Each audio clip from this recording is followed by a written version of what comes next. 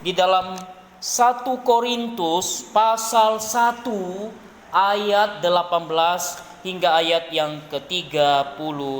1 Korintus pasal 1 ayat 18 hingga ayatnya yang ke-31.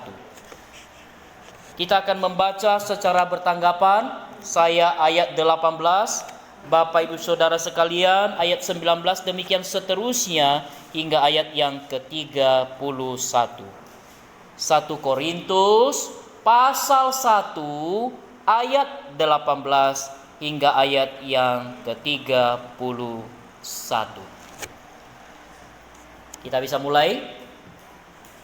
Sebab pemberitaan tentang salib memang adalah kebodohan bagi mereka yang akan binasa. Tetapi bagi kita yang diselamatkan, pemberitaan itu adalah kekuatan Allah. Karena ada tertulis, aku akan membinasakan hikmat orang-orang berhikmat, dan kearifan orang-orang bijak akan kulenyapkan. Di manakah orang yang berhikmat? Di manakah ahli Taurat? Di manakah pembantah dari dunia ini? Bukankah Allah telah membuat hikmat dunia ini menjadi kebodohan? Oleh karena dunia dalam hikmat Allah tidak mengenal Allah oleh hikmatnya, maka Allah berkenan menyelamatkan mereka yang percaya oleh kebodohan pemberitaan Injil. Orang-orang Yahudi menghendaki tanda dan orang-orang Yunani mencari hikmat. Tetapi kami memberitakan Kristus yang disalibkan, untuk orang-orang Yahudi suatu batu sandungan, dan untuk orang-orang bukan Yahudi suatu kebodohan. Tetapi untuk mereka yang dipanggil, baik orang Yahudi maupun orang bukan Yahudi, Kristus adalah kekuatan Allah dan hikmat Allah. Sebab yang bodoh dari Allah lebih besar hikmatnya daripada manusia, dan yang lemah dari Allah lebih kuat daripada manusia. Ingat saja saudara-saudara, bagaimana keadaan kamu ketika kamu dipanggil. Menurut ukuran manusia, tidak banyak orang yang bijak, tidak banyak orang yang berpengaruh, tidak banyak orang yang terpandang. Tetapi apa yang bodoh bagi dunia, dipilih Allah untuk memalukan orang-orang yang berhikmat. Dan apa yang lemah bagi dunia, dipilih Allah untuk memalukan apa yang kuat.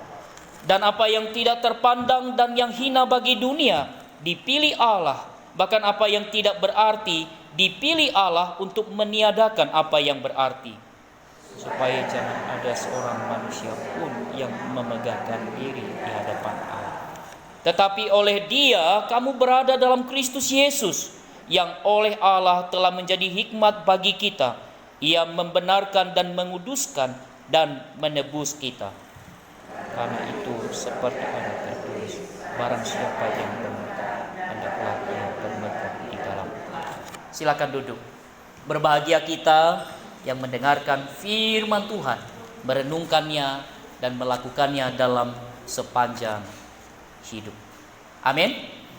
Nah, saudara yang dikasihi oleh Tuhan, kira-kira apa yang menjadi tanggapan kita atau apa yang menjadi respon kita, saudara-saudara, kalau misalnya, ya sekali lagi, kalau misalnya kita telah membuat sebuah keputusan, kita sudah melakukan sesuatu yang baik dan yang benar, tetapi saudara-saudara ternyata ada orang lain yang menganggap bahwa keputusan kita dan tindakan kita yang baik dan benar itu adalah sesuatu yang bodoh dan sia-sia. Kira-kira bagaimana Bapak Ibu Saudara sekalian? Tanggapan atau respon kita, saudara-saudara, kalau ternyata keputusan kita, tindakan kita itu dianggap bodoh, dianggap sia-sia, padahal itu baik dan benar. Contohnya, kita sudah membuat satu keputusan, komitmen bahwa setiap hari saya mau membaca Alkitab, mulai dari kitab Kejadian sampai Wahyu. Saudara, itu keputusan kita dan kita sudah lakukan. Tapi ternyata saudara ada orang lain, mungkin itu adalah keluarga kita sendiri, mungkin itu adalah teman kita sendiri, atau saudara mungkin itu adalah tetangga kita, menganggap bahwa apa yang kita lakukan itu saudara adalah sesuatu yang bodoh, yang sia-sia.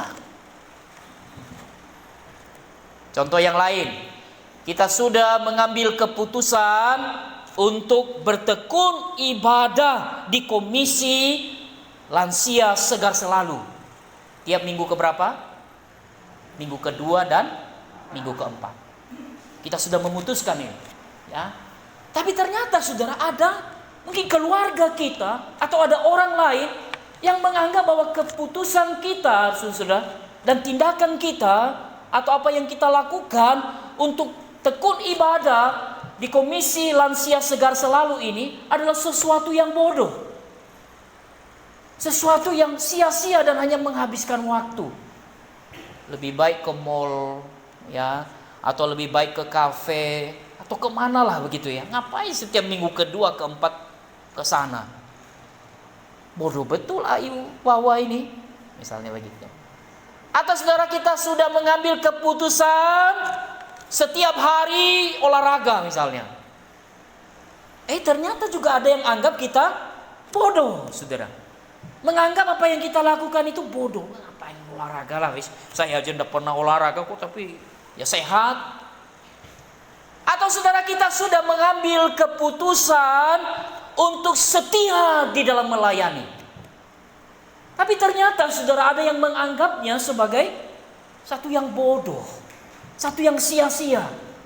Sudah tua, ngapain melayani? Ini keterlaluan ini. Udah tua, ya, tapi kok masih melayani? Kok masih jadi pengurus, misalnya di komisi usia Segar Selalu ini? Atau saudara ini, ya coba perhatikan. Kita sudah mengambil keputusan untuk berhenti menggosipkan orang lain. Ada teman kita bilang, kok sekarang gak gosip ya? Padahal dulu seneng ya lihat menggosipin orang lain. Kamu tuh bodoh loh. Ingat loh, tanpa gosip itu dunia jadi sepi. Ini misalnya, ya, ini contoh. Saudara, bagaimana kalau orang lain memperlakukan kita, saudara-saudara, dengan keputusan-keputusan itu? Dianggap bodoh, saudara. Dianggap apa yang kita putuskan itu omong kosong. Dianggap apa yang kita lakukan itu adalah sesuatu yang sia-sia adanya. Kira-kira gimana, sob? Kalau dianggap bodoh begitu. Jengkel. Ayo bagaimana? Ayo. Gak mau dianggap begitu. Saudara, barangkali bagi mereka yang cuek, yang tipikal cuek, saudara-saudara, dianggap bodoh itu kayak apa? Angin lalu barangkali. Atau EGP katanya. Apa Pak Budi EGP? Apa sob? Emang gua pikirin misalnya. Ya. Saudara, itu bagi yang tipikal cuek. Tapi bagaimana dengan mereka saudara-saudara yang dianggap itu apa? Sensitif, berperasaan halus, saudara-saudara. Kalau dianggap bodoh bagaimana? Wah, itu sangat mengganggunya, bukan? Ya, itu akan sangat mengusik dan itu akan menyakitinya. Tapi bagaimana, saudara? Ini lebih lanjut lagi. Kita sudah memutuskan ini, itu, dan sebagainya. Tapi ternyata orang lain juga, saudara-saudara, terus-menerus menganggap keputusan kita itu adalah satu hal yang bodoh, saudara. Jadi bukan hanya sekali saja. Tapi saudara, terus-menerus. Sering apa yang kita putuskan, sering apa yang kita lakukan, saudara, orang lain menganggap bodoh. Jadi ini sering, saudara. Jadi ini lebih dalam lagi. Sering dianggap bodoh. Jadi yang kanan bodoh. Kita mau ke kiri, bodoh. Kita mau ke depan, juga bodoh. Mau juga mundur, bodoh. Sana bodoh, sini bodoh, saudara. Kira-kira gimana? Apakah saudara, kalau orang lain kemudian terus-menerus menganggap yang kita lakukan itu bodoh, bodoh, dan bodoh, saudara, apakah itu akan membuat kita stres? Apakah itu akan membuat kita menjadi putus asa? Apakah kemudian anggapan-anggapan kebodohan daripada orang lain, saudara-saudara, membuat kita melukai diri kita sendiri? Saudara, kalau itu yang terjadi, malah itu yang namanya apa? Bodoh beneran. Betul? Itu sebabnya. Yang benar apa? Kalau orang toh pada akhirnya, saudara, seringkali menganggap kita bodoh, gitu ya, bodoh dan bodoh. Apa yang kita mesti lakukan? Iya, EGP saja katanya Bapak. Mari kita sama-sama katakan move on. Ayo. Loh, sama-sama. Pasti sudah sering kali dengar ya, walaupun kita tadi S2 begitu ya. Tapi kita pasti sudah sering kali dengar kata ini. Apa? Move on. Sekali lagi, 2, 3. Ayo hadap-hadapan. Ayo bilang move on. Ya. Move on. Apa itu move on? Melupakan omongan orang, melupakan semua yang di belakang itu. Tapi seperti Paulus apa? Berlari-lari ya untuk sungguh-sungguh memenuhi daripada tujuan Tuhan. Ada amin? Artinya apa, saudara? Jangan sampai anggapan kebodohan daripada orang lain menggoyahkan kita, saudara. Membuat kita jadi goyang, membuat kita menjadi oleng, saudara. Padahal keputusan itu adalah baik dan benar. Atau saudara-saudara, jangan sampai saudara-saudara anggapan-anggapan kebodohan itu, saudara-saudara, lalu kemudian kita pelan-pelan setuju, saudara. Pelan-pelan kita, oh iya ya, gue ini bodoh ya, gue ini kok keseringan bodoh ya, kok apa yang semua saya lakukan ini adalah sia-sia. Padahal tadi cuma dianggap bodoh begitu. Tapi karena keseringan mulai mengiyakan. Kita tidak boleh seperti itu. Nah, saudara, kenapa saya katakan ini begitu sedikit panjang? Karena sebenarnya ini loh yang sedang kekristenan kita hadapi hari ini. Ini yang pernah dihadapi oleh Paulus di masa lalu, saudara-saudara. Yaitu apa? Bahwa ternyata, saudara-saudara, ada orang-orang tertentu pada masa itu dan hingga sekarang menganggap bahwa Injil kita, Injil Kristus Tuhan, pemberitaan salib itu adalah sesuatu yang bodoh, yang sia-sia. Kalau terjemahan yang lain itu adalah yang omong kosong. Dan kita perlu tahu ini, saudara. Orang-orang Kristen mesti tahu ini. Bukan di dalam rangka menakut-nakuti. Bukan. Bukan untuk membuat kita bimbang. Bukan. Pengetahuan ini juga bukan membuat kita kemudian mundur. Tetapi apa, saudara? Dimaksudkan supaya kita mengetahui apa yang menjadi penolakan daripada orang-orang lain. Setuju? Ya, supaya kita tahu, oh iya ya, ternyata Injil Kristus Tuhan itu, pemberitaan salib itu, ternyata juga ada orang-orang lain yang menolak, yang menganggapnya bodoh. Sehingga dengan tahu seperti itu apa? Semoga kita makin lama berbijaksana. Sudah bijaksana, tapi dengan makin tahu ini apa? Makin lebih bijaksana lagi. Nah, Paulus tadi dari yang kita baca itu mengatakan apa? Ada 2 golongan bangsa yang menganggap pemberitaan Injil, pemberitaan salib itu adalah bodoh. Siapakah 2 bangsa itu, Bapak Saudara sekalian? Tadi baca itu. Siapa?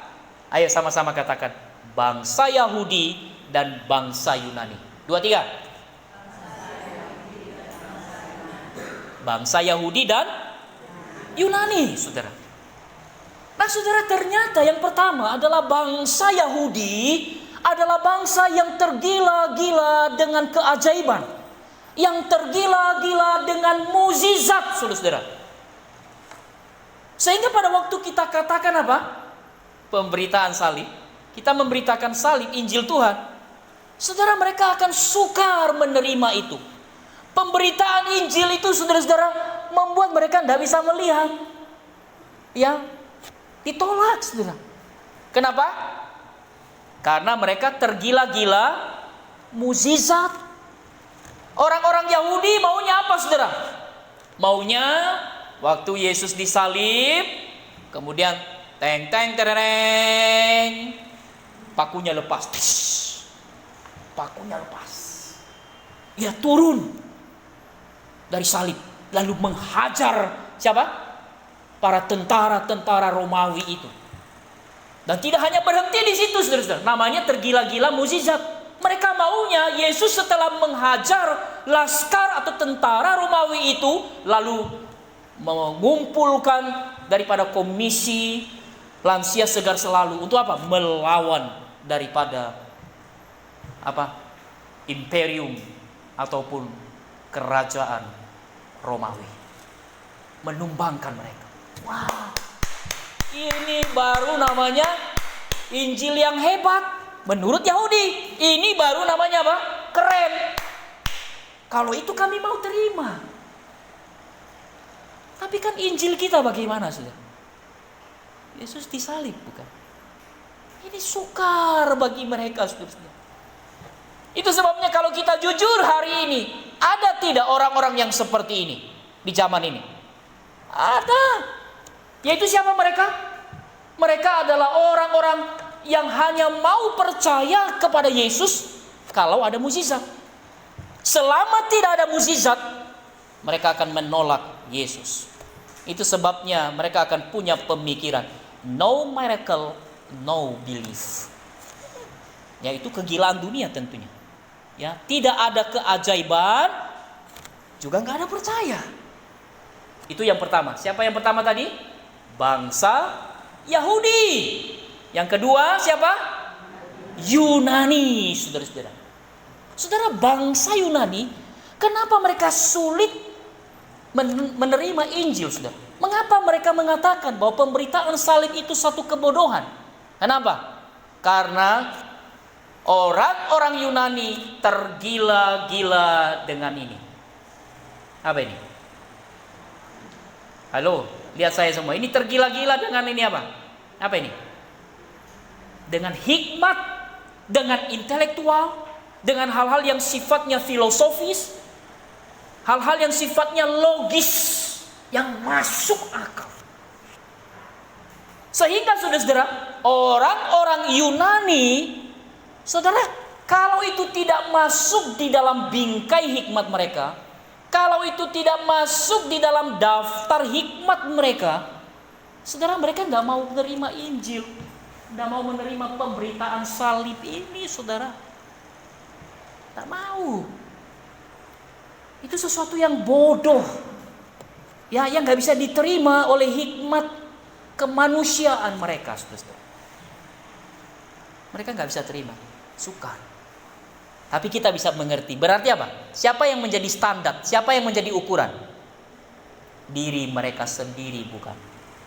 Mereka sudah menjadikan diri mereka sendiri menjadi patokan untuk menerima atau menolak keselamatan dari Tuhan Allah. Karena itu saya tidak habis pikir, saudara. Ada seorang ya S2. Nah, ini betul-betul S2 ya. Kalau yang tadi itu kan S2 segar selalu begitu ya. Saudara, ini seorang sarjana S2 lagi, saudara. Tapi dia seorang ateis. Waduh, berulang-ulang saudara dia beradu argumen dengan saya. Dia memang seorang yang senang kalau saya berkhotbah hari itu. Wah, senang sekali ngikuti begitu. Tapi bukan ya dan amin. Dia mau menunggu saya di luar sana setelah apa ini? Salaman itu untuk apa? Ya berdebat, saudara. Dia sampai ngajak kemana-mana begitu, sampai masuk ke restoran lagi, saudara. Nah, satu ketika, saudara, dia pernah mengajak saya ke rumahnya dia. Saudara tahu di rumahnya apa? Ternyata ada begitu banyak buku-buku Kristen yang tebal. Waduh, tebal-tebal, saudara. Beserta dengan apa namanya itu, apologet, ya, dan buku-buku yang memang mengkritisi daripada kekristenan. Wow, tebal-tebal. Ya, ada buku-buku yang baik juga. Tapi yang saya mau katakan apa? Buku yang tebal itu tetap saja tidak mengubah pendiriannya sebagai seorang ateis. Kenapa? Siapa ukurannya? Ya, siapa standarnya? Diri sendiri, saudara. Dirinya sendiri, ininya, hikmatnya, intelektualnya, filosofisnya, saudara, dan logis. Saudaraku yang dikasihi oleh Tuhan, di dalam sepanjang zaman, dua golongan ini ya akan dihadapi oleh kekristenan.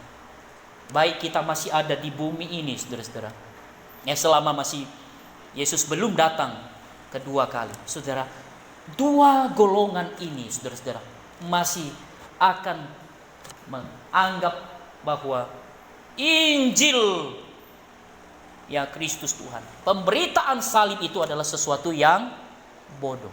Lalu, saudara, kalau seperti itu gimana? Apakah kita akan mundur? Apakah kemudian kita akan goyah? Apakah kemudian kita juga ya sudah wis meninggalkan iman kita? Buktinya banyak orang gak setuju, ya. Banyak orang malah menganggap Injil Kristus Tuhan itu bodoh. Apa begitu? Tidak. Marilah kita seperti Paulus. Mari sama-sama katakan 2, 3 apa? Marilah kita seperti Paulus. Ulangi. Marilah kita seperti Paulus. Ia tidak perlu merasa terpojok. Ia tidak perlu merasa tersudut. Ia tidak perlu merasa terprovokasi, saudara-saudara. Tidak perlu. Dengan apa? Anggapan kebodohan daripada bangsa Yahudi dan bangsa Yunani atau orang-orang yang ada pada zamannya hari itu yang menolak Injil daripada Kristus Tuhan. Nggak perlu tersudut, nggak perlu terprovokasi. Kan gampang ya begitu ya. Kadang-kadang kalau orang sudah anggap kita bodoh, apa? Waduh, mulai kita kepancing, betul ya? Akhirnya ya itu tadi. Jadi apa? NESU. Itu apa? NESU. Nesu. Ya sudah, kalau sudah nesu yang nggak benar, ya sudah, nggak karu-karuan. Betul? Marilah kita seperti Paulus yang tidak tersudut, yang tidak perlu merasa terprovokasi. Tetapi apa yang justru terjadi dengan Paulus? Ia justru dengan bersemangat dan terus konsisten di dalam memberitakan akan Kristus Tuhan, memberitakan Injil Tuhan. Kenapa dia boleh terus semangat? Kenapa dia boleh terus konsisten dan setia mengabarkan salib Kristus? Kenapa? Karena baginya Injil adalah kekuatan dan hikmat Allah.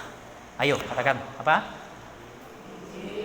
Adalah kekuatan dan hikmat Allah. Ayo coba dengan cepat buka ayat 24. Ayat 24 dilihat. Ayo. Saudara bisa melihat apa di sana? Ayo baca sama-sama ayat yang ke-24. 2, 3. Tetapi untuk mereka yang dipanggil, baik orang Yahudi maupun orang bukan Yahudi, Kristus adalah kekuatan Allah dan hikmat Allah. Saudara, ada orang Yahudi. Ternyata pada satu titik tertentu orang Yahudi pun, karena Injil adalah kekuatan Allah, bagaimana? Jatuh cinta sama salib. Jatuh cinta sama Yesus. Betul? Betul loh. Berarti apa? Injil itu adalah kekuatan dan hikmat Allah. Tentu termasuk orang-orang Yunani di sini, saudara-saudara. Jadi ada yang memang itu, saudara. Awalnya menolak, awalnya menganggap kekristenan, Injil itu, salib itu bodoh. Tapi kalau Tuhan sudah bekerja, bagaimana? Tidak ada yang mustahil bagi Tuhan. Itu sebabnya, hai rekan-rekan daripada Komisi Lansia Segar Selalu, ingat ini, jangan fokus kepada anggapan kebodohan orang lain. Baik yang saya sudah sebutkan di awal tadi, maupun khususnya di sini. Jangan fokus kepada anggapan kebodohan orang lain mengenai salib kita, mengenai Injil, mengenai Kristus Tuhan. Tapi mari kita seperti Paulus, yang fokus apa? Memberitakan akan Injil Tuhan. Amin? Ada amin? Karena Injil adalah kekuatan dan hikmat Allah, yang berarti hati yang paling keras sekalipun bagaimana? Luluh. Ya, karena Injil adalah kekuatan dan hikmat Allah, saudara-saudara. Ia akan mampu meluluhkan hati yang paling keras. Plus akan bisa meluruskan pikiran yang sesat. Berbahagia kita yang boleh mendengar firman dan yang boleh bersemangat, yang konsisten ya untuk boleh memberitakan Injil Kristus Tuhan seperti yang pernah dilakukan oleh rasulnya. Siapa? Rasul Paulus. Mari kita berdiri. Kita naikkan pujian, maka ku tinggikan salibnya. Maka ku tinggikan